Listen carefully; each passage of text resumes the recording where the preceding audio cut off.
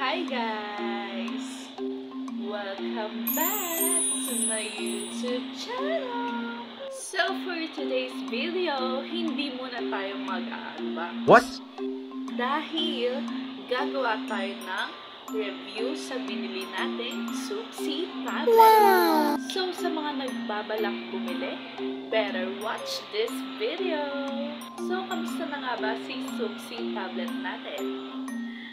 Eto, buhay pa rin. So, ang Suxi tablet natin ay Poker 8V 10.1 inches.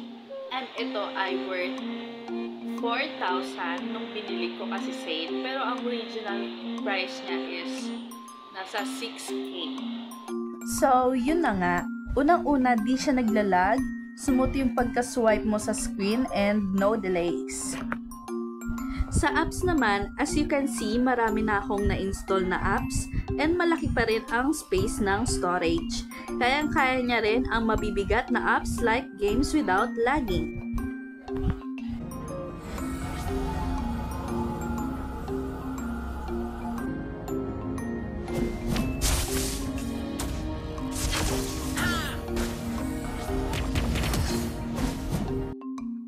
May 4GB plus 8GB RAM na siya and 128GB total space ng storage.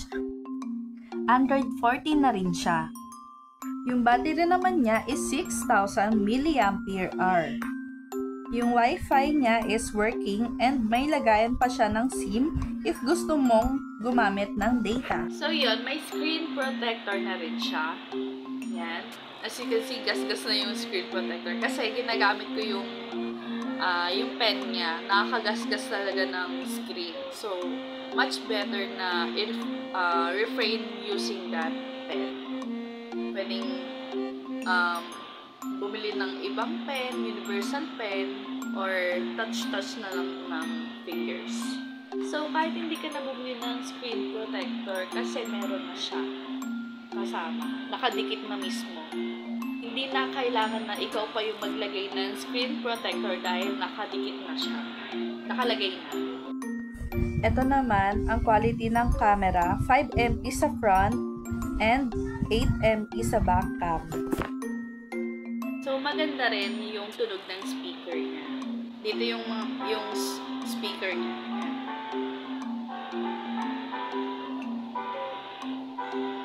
Very sweetheart of the city. Say what I'm dying to hear, 'cause I'm dying to hear you. Kasama na rin ng tablet PC ay ang mga accessories nito like mouse, keyboard, pen, stand, and yung case.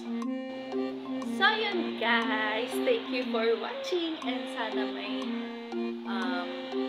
sana nakatulong ako sa inyo sa mga nagbabalak bumili ng Suxi tablet.